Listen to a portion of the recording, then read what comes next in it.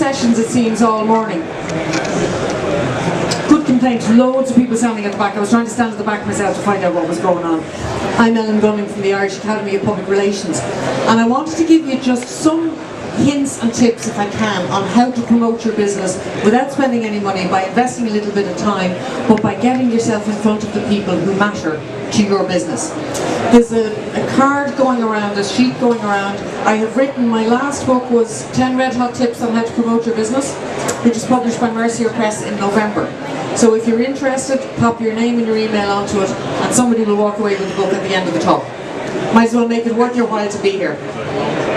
The Irish Academy of Public Relations, just to give you a very quick feeling for it, our training wing, we have 3 different wings. One is online, where we teach public relations, journalism, event management, radio, television, anything that comes into the communication space, and we teach it online. We teach it in 6 languages: English, French, Spanish, Russian, Polish and Arabic, and we've graduates based all over the world.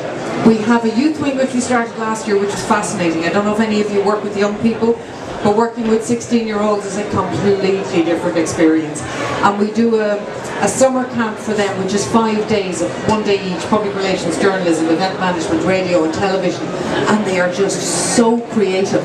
I was telling a colleague earlier that last year for the event management day, I said to one of the groups, what you've got is you need to create a sweet 16 birthday party, and you've got a €50,000 budget. 50,000. And the very first question was, excuse me, are we confined to 50,000? I just love their attitude. And Irish Academy training is where we train small to medium-sized enterprises and do bespoke courses. So that's effectively what we do. Let me tell you some red hot tips on how to promote your business. I thought I'd pick out 5 for you.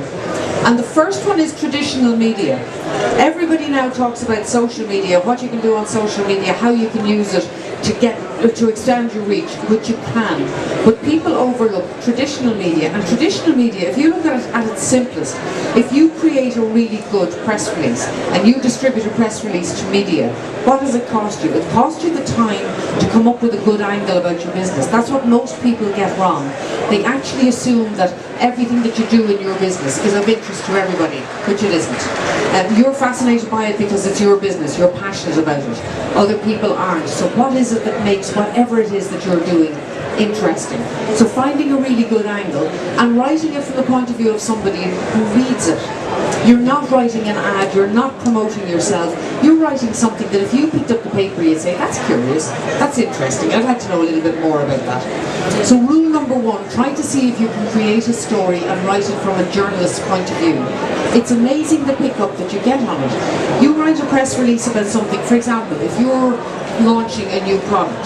The story isn't that you're launching a new product. Everybody in the world is launching something new. There's nothing extraordinary about it. Your product probably isn't the first time anybody has ever invented this particular widget, or it's a new spreadable butter, or guess what, there are loads of them on the market. So what is it that makes it interesting? You're not selling. With public relations, with any of the tools I'm talking about, you're not selling, you're telling. You're creating an interest in people so that advertising people can come in behind and say, I've heard about you, I know something about you, tell me a bit more. So if you have a new product on the market, how did the product come about? Because that's probably the story that people are interested in reading about.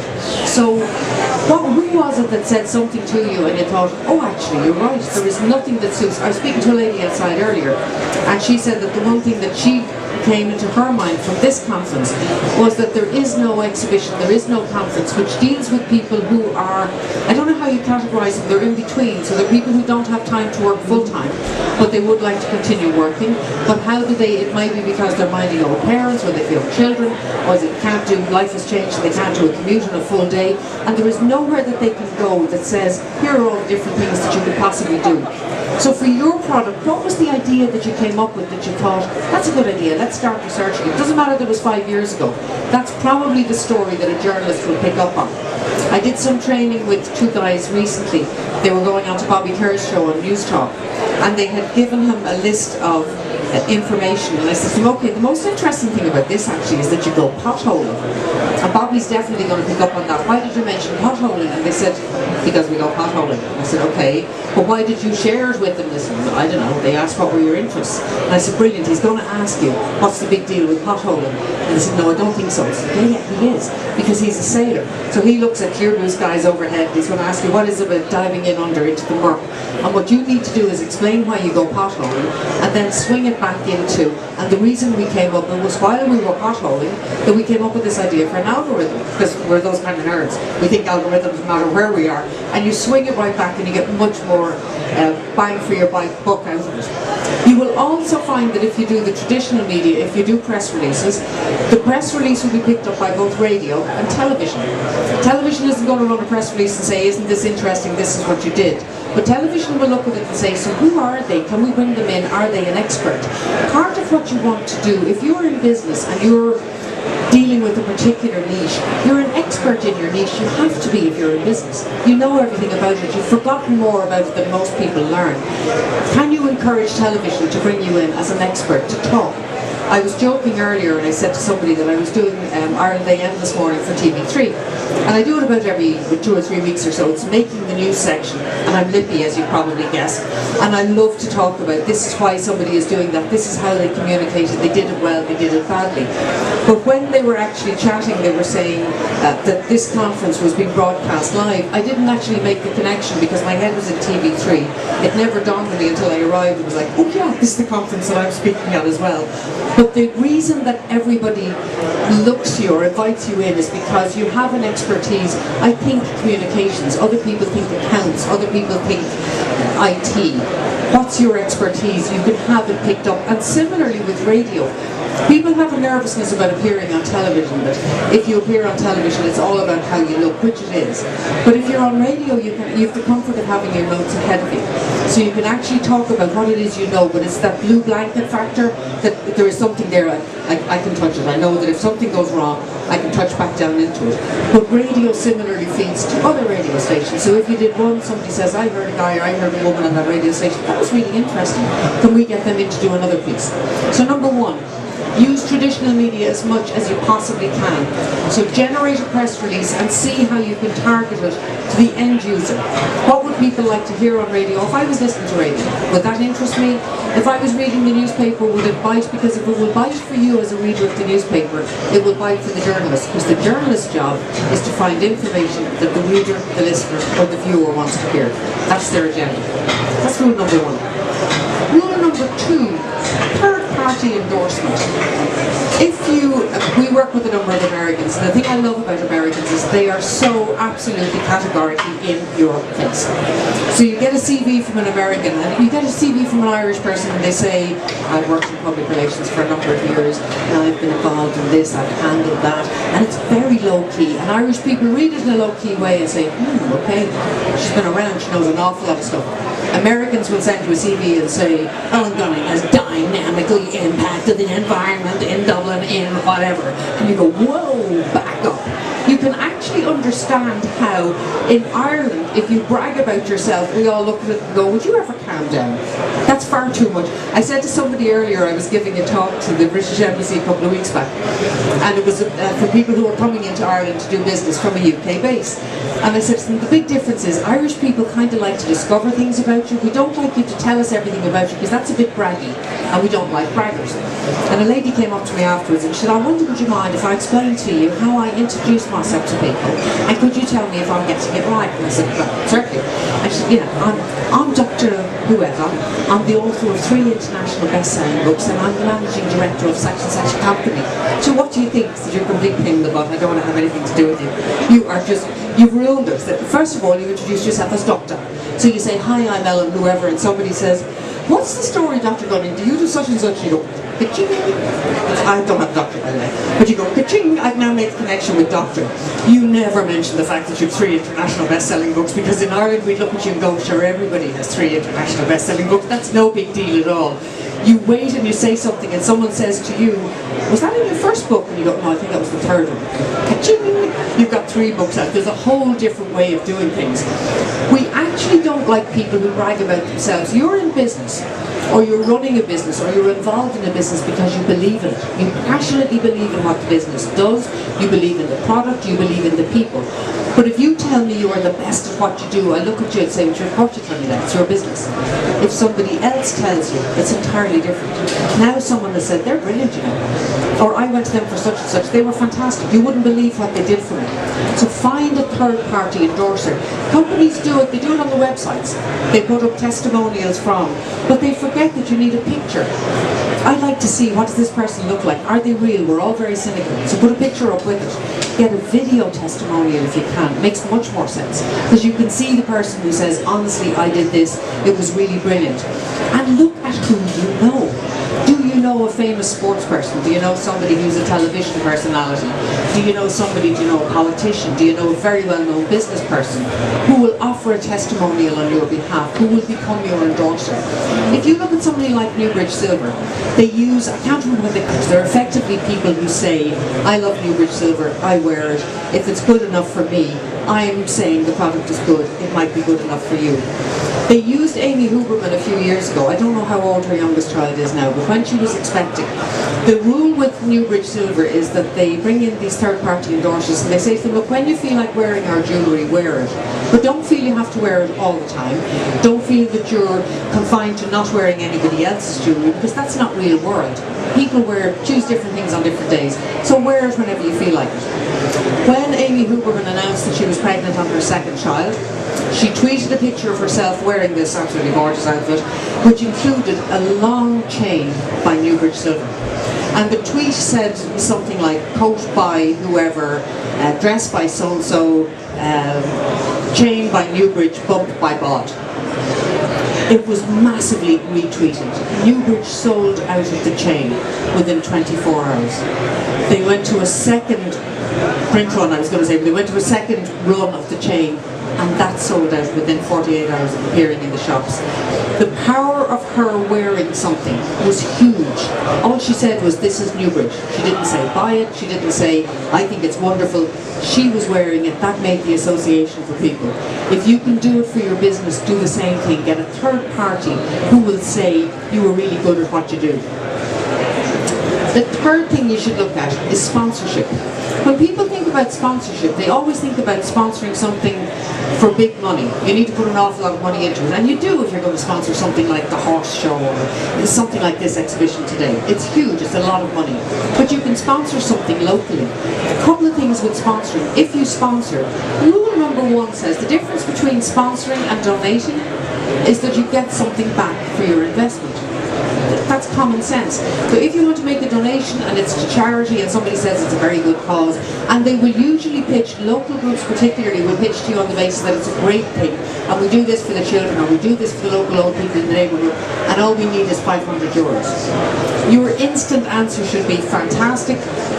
Senior citizens are my market, tell me what I get in return. Instantly. What's my bang for the buck? Otherwise it's charity. Take the money, it's a good cause, there you are, I don't look for any publicity out of it. If you sponsor, if you invest €500 in a sponsorship, you really should get about €5,000 in publicity in return. It's not unreasonable, but you need to push for it, because most of the groups you're dealing with just aren't trained in sponsorship. So your job is to say to them, yes, I'd love to give you some money, assuming that you do want to target that local audience, or you do want to target that particular niche. It has to make sense. But your job is then to say, fine, I'm happy to give you the money, now tell me, do I appear on all of the posters? Will I get a free ad in the programme that you produce? Will I be able to arrive and actually present the prize on the night if there's a prize giving? Is there any way that you can include me in a photo call when you're announcing this initiative, whatever it is? What else can you do for me that makes it worth my while to give you the €500? So sponsorship, if you change your mindset about sponsorship and think, it's not that I'm being cheeky looking for something, it's that everybody works hard to get their money, and if you want to get my money, I'm perfectly happy to give it to you, but it's a business deal.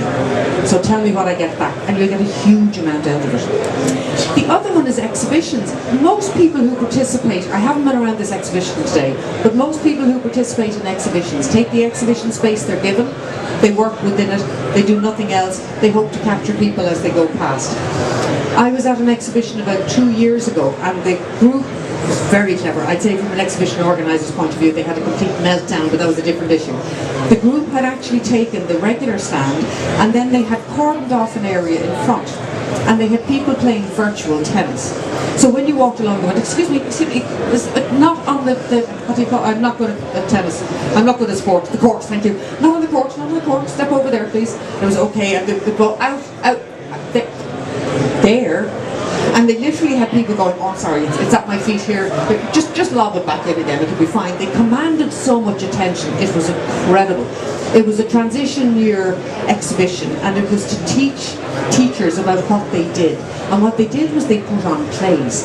But what they managed to do at the exhibition was capture the children and the teachers saying, what on earth is going on over there? So you instantly knew these people were creative, they were going to engage people's imaginations. Very, very clever.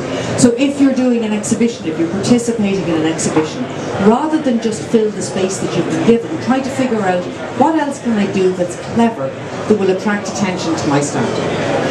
And the fifth and final hint, blogs. Have you noticed how many people count on blogs?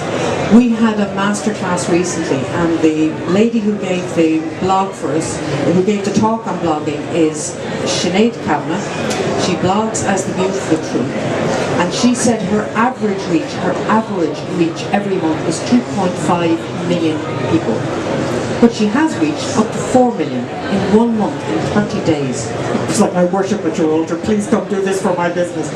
She blogs. She has huge influence. And bloggers are always looking for things within their own area to blog about. So you've two ways to go at it. One is to write a really good blog yourself. This establishes you as an expert in your area. You know your stuff, you're worth reading. But the second element is to look at the people who blog and see, how can I get them to blog about me?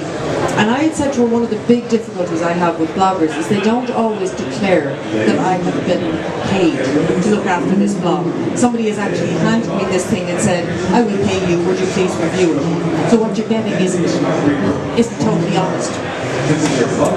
She said that she never, ever says to somebody, I won't review it, and she never says, this is a bad product, and her products are beauty products. And I sort of went, aha, so I can't trust what you say. She said, no, what I would say is I reviewed 3 lipsticks this week, this one, and this one, and then I would review 2 of them. And she said, my readers know that the 3rd one was obviously rubbish because I passed no comment on it at all. It was either too expensive or I didn't like the product, but I said nothing about it. So there was an honesty in between the lines. Your 5th and final hint is find a really good blogger who blogs in your area and see, are they interested in your business? Can you bring them on board? It's amazing the difference it will make. So, recap. Use regular media. Get third-party endorsement. So your regular media gives you television, radio. It will also spin, by the way, into social media.